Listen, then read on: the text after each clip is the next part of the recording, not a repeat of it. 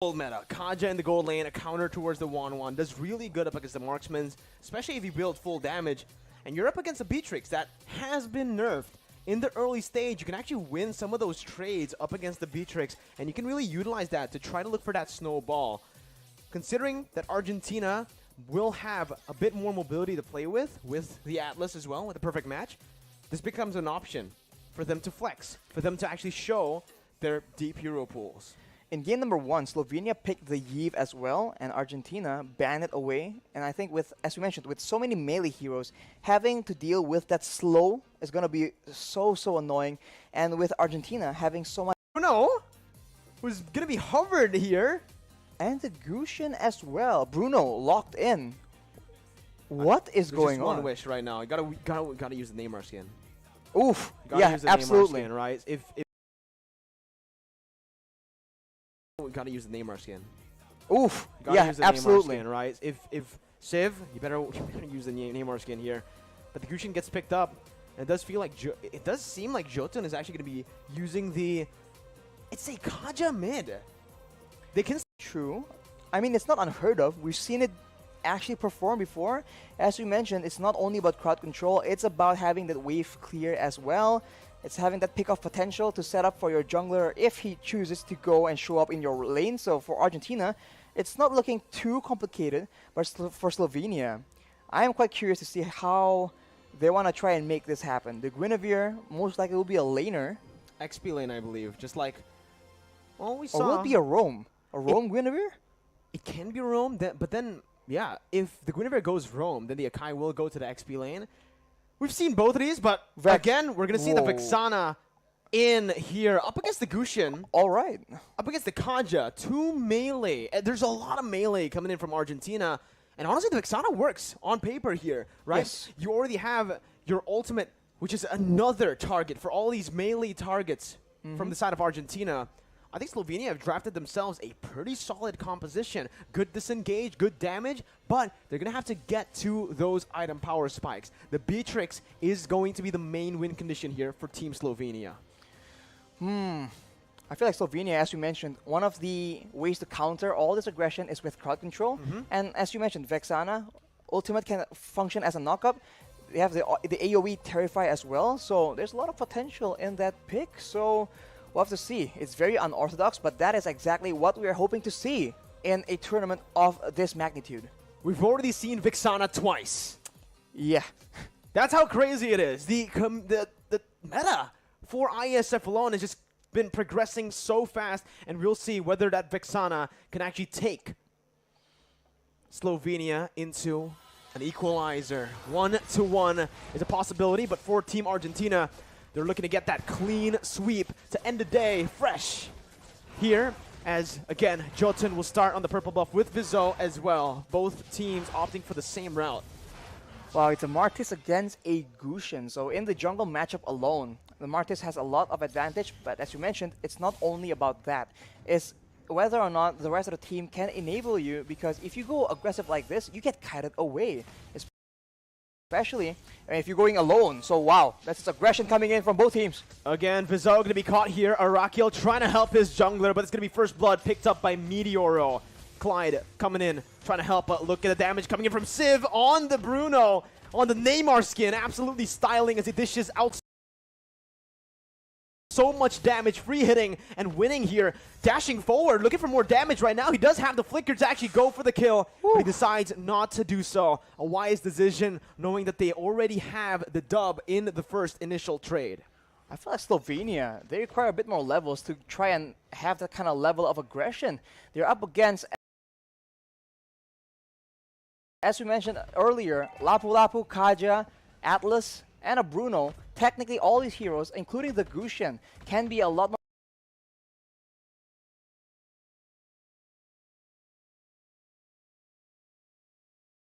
dangerous in the early game, and Slovenia completely didn't recognize the danger in going aggressive there, and they paid the price. So Argentina already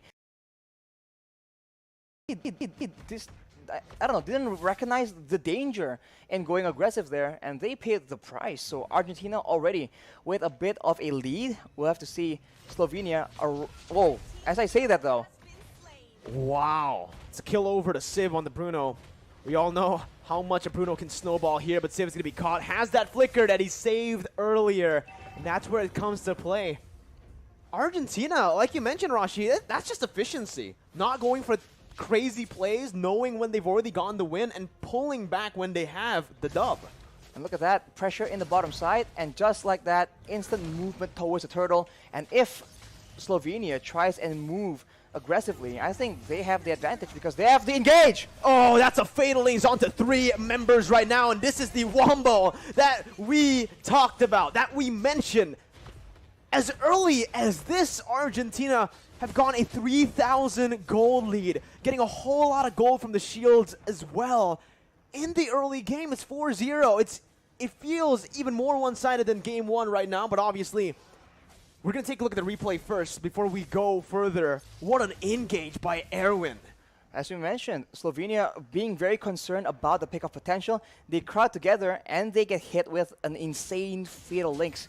So Erwin is the one looking for all these plays to happen, and if he gets a solid one getting 2 or 3 members, that is an easy follow-up coming in with Jotun on the Gusion as well as Papadov on the Lapu Lapu, but ooh, in the bottom side. Clyde just not having a good time. Yeah. Clyde is getting absolutely bullied. Civ, okay, this is the good thing actually about the Bruno, right? You're very good at clearing up the waves here early on, but you can already see the Divine Judgment coming in. Jotun trying to jump in with that burst damage, but will not be able to find it. He jumps in under the turret, forcing a flicker and an Eternal Guard from Rimuru. A lot of resources burned out practically for nothing here, and it looks like Jotun just does not care. Jumps in under the turret knowing the Eternal Guard was used. There's no more CC that they can apply onto Jotun. And Civ is just racking up gold. It's another kill for Jotun. He is roaming across the map from bottom to top, collecting kills as he goes. What is going on here? Argentina with a completely different look. Now it's not just macro. Even if you just play defensively, they are taking the fight to Slovenia, and they are struggling to find an answer right now. Arakiel is on that Akai, but they don't have any damage to try and trade back in these very, very early game skirmish engages. And with the turtle spawning, Argentina will look to pressure Slovenia yet again. And this is a very difficult situation because of the tools available yet again to Argentina. It's tough. Apa ko bilang? Down, that's a retry steal from the side of Vizol, but it does not matter as it's a 2-for-1 trade, and they're definitely going to be able to look for some conversion on the board with Rimuru forced to recall at low HP. No, not Rimuru, my bad. It was actually Arakiel. And again, well, Rimuru's not going to be recalling. A stun comes in from Papadog, and that might just be that bottom side turret falling to the hands of Argentina. This is a replay from what happened earlier. As we mentioned, pressure for the turtle, and once your prey comes in, flicker, Fatal Links, and the follow-up. It was initially disabled by the heavy spin, but overall, that is enough damage to ensure that Argentina have the fight in the bag. That's the Gusion, man. Very solid single target damage, but if everyone gets clumped up by the Fatal Links, he can very easily just decimate the whole team. And look at this again. That's going to be Erwin who's able to lock them up, forcing Arakiel to actually use the heavy spin, still saving his Fatal Links. Ooh. Clyde is not going to be able to get out. They're not even going to use these Fatal Links. Civ tries to look for a quick elimination there, but it's not going to be able to find it. Vizo in the mid lane trying his best to actually clear out the there. But he's not going to be able to find it. Vizo in the mid lane trying his best to actually clear out the wave, trying to buy some time. That's the Divine Judgment coming in. The burst from the side of Jotun. Absolutely insane as Arakiel.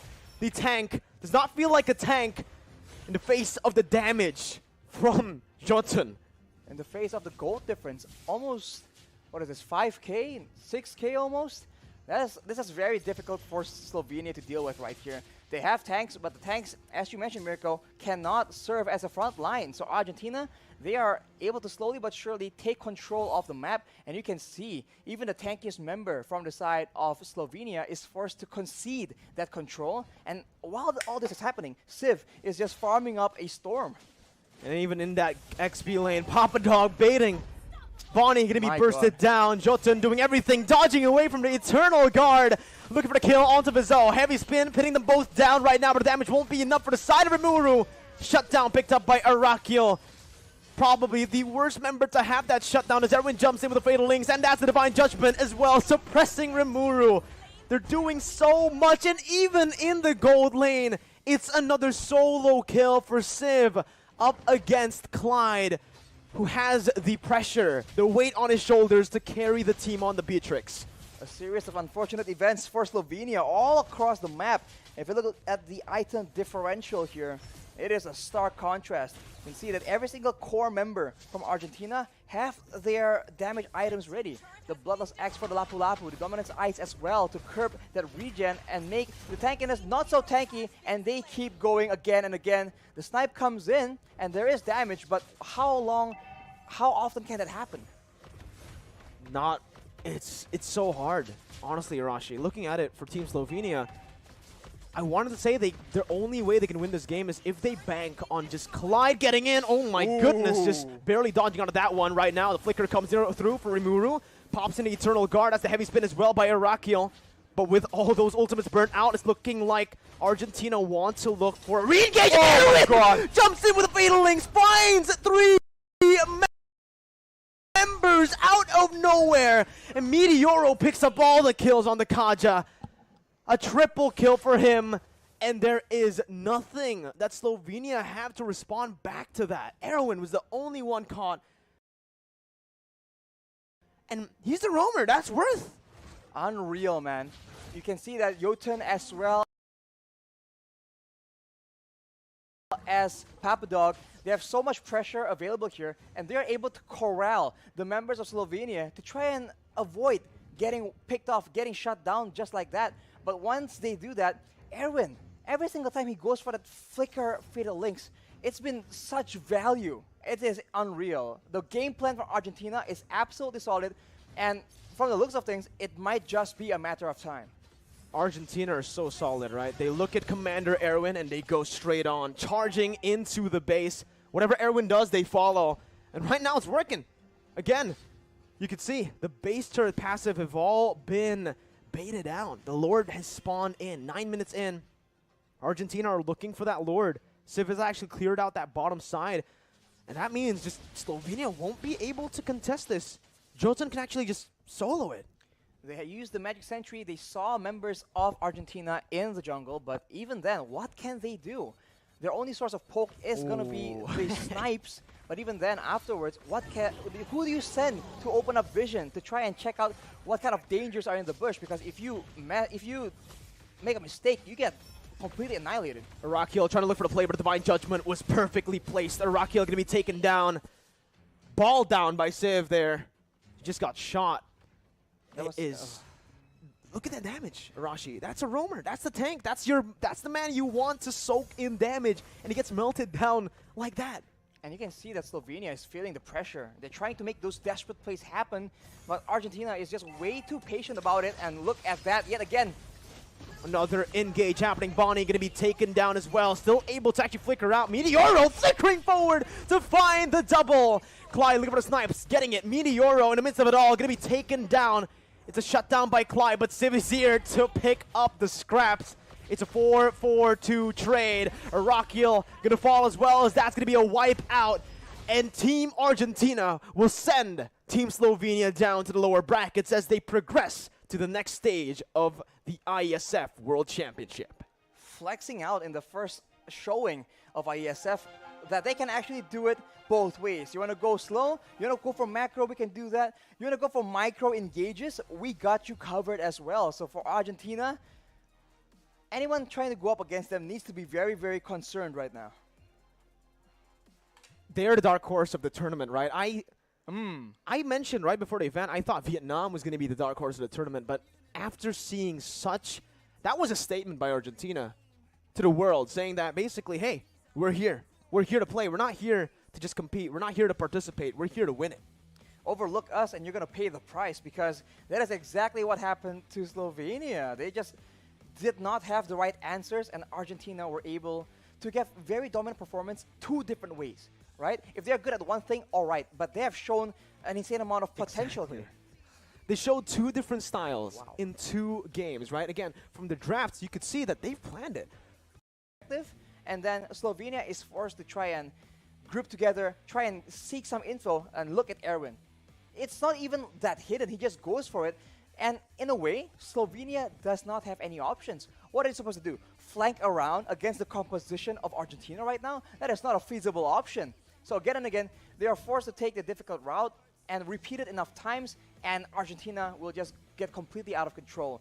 Not to mention, the damage coming in from the Gushin and the Kaja, unreal, man. Meteoro and Jotun both can just do an insane amount of damage, following up on the Fatal Links in a way that you don't really expect. It's almost as if Erwin listened to what we said in game 1, saying he wasn't flashy, and he was like, you know what? All right, wait, I'm not flashy. I'll show you what flashy means, man. I'll pick up that Atlas, and I'll absolutely style on everyone. Most of his engages, I think I've only seen him ult Fatal Links one person once, and it was this time right here when he was able to find just Arakiel, I believe. No, this was the 3-man. So This was the 3-man, man. yeah, if we said he wasn't flashy in game 1, he's definitely flashy here. And for your match MVP, Jotun, who was flashy in game 1, this time, I do believe he actually took the safer route, right? I mean, there were a lot of crazy plays he made on the Gushin, but it just felt clean. There was nothing too crazy, but it's efficient. It's efficient. It's an efficient Gushin. Again and again, it seems like Argentina, they just really understood the assignment, right? They knew exactly who are you, what are you playing, what hero, what is your job description? Are you supposed to go and deter team fights? Are you supposed to dive in the back line? Are you supposed to just follow up on the engage? Because Jotun can very easily just go for a single kill in those fights, but no, he waits for Erwin to make the play, because everyone understood what their role in this game is, and the match MVP is still going to be Jotun from Argentina, 7, 1, and 12. That Gushin, in both team fights and in those split push skirmish situations, absolutely lethal. 48,000 damage dealt. We saw the rotation game. Absolutely lethal. 48,000 damage dealt. We saw the rotation.